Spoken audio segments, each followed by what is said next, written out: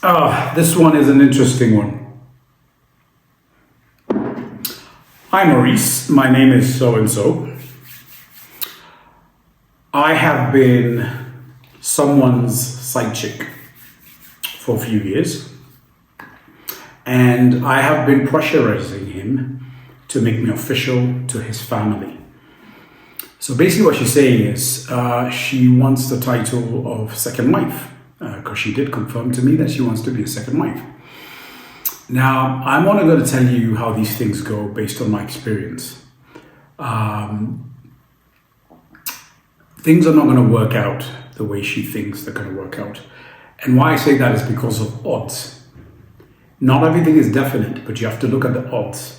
You have to look at the odds based on the man's perception of what he's been told to do, and also his perception of her once the new titles kick in.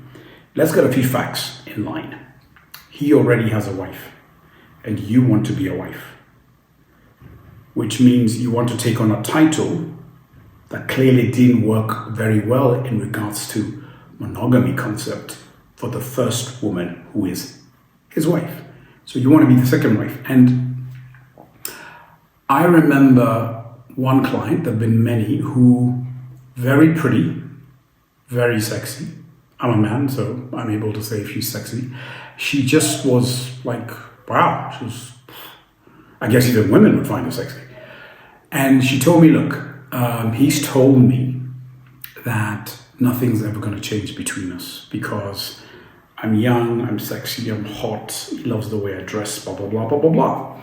I had to remind her, yes, but the reason why you're hot and all these other attributes that you described is because you have that valuable position of being the side chick, not the wife.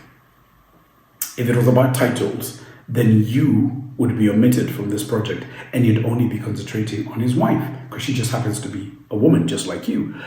Obviously, she did not listen to me and she pushed him to the point where his ego took him to, you know what, I can afford it, I can manage it.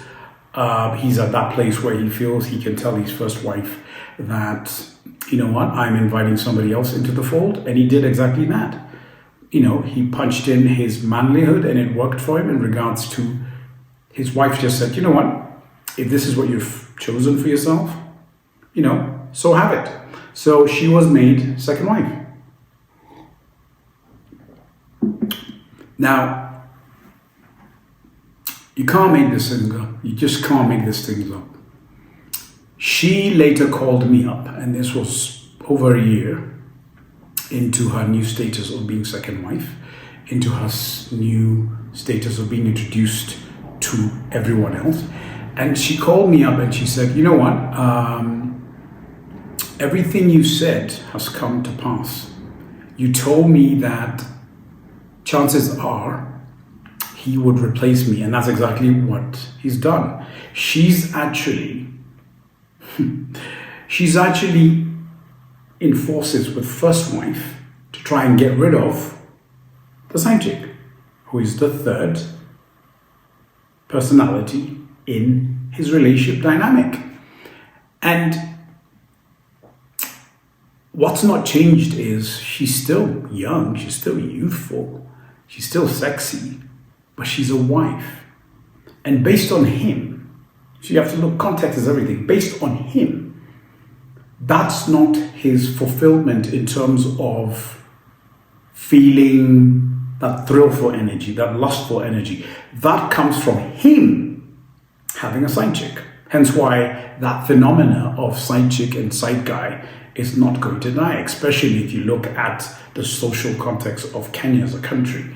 It's not that it's not applicable elsewhere, but we have an embraced culture here today, whether we like it or not, and that stands. So she got to the point where her and First Lady were literally trying to beat off this other one.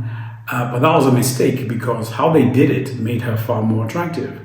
He just moved her somewhere where they couldn't find her, and he spent more time with her because he could. And the reason why he could is because he has disposable cash.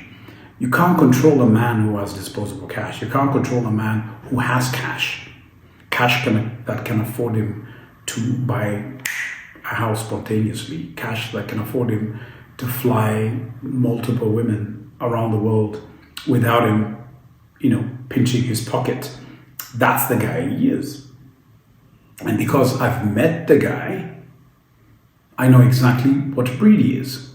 And that's where their failure came in. Otherwise, what she should have done is she should have played some reverse psychology with him, but she did not consult me in regards to how to do that. So, I wasn't going to press on helping you further than what I was trying to tell you, which was if you had just sustained your side chick status, which in many regards can be far more powerful than the wife status, then you'd not be in this dilemma. Obviously, she wasn't too happy that I was right.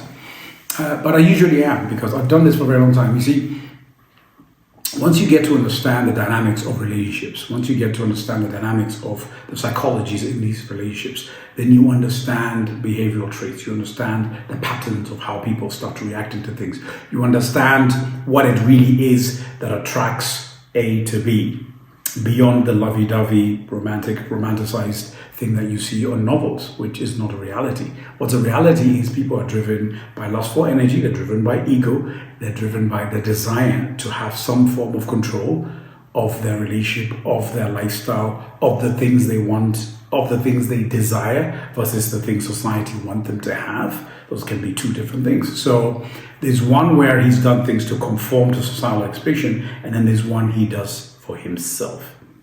And this also applies to a lot of women who are the reverse of what this guy has done. They are the ones who have side guys. So shit happens and life continues. So on that note, I will leave you to ponder. I will leave you to discuss in the comments. I'll leave you to maybe share a story about maybe something similar that happened to you. And then we can take it from there. And if you would like to reach out to me, either for a one-on-one session, to do a relationship or sexuality, please do. Let's reach out. Let's learn from one another. And let's get advice that actually works versus the one on paper that doesn't. Take care. Cheers. Bye.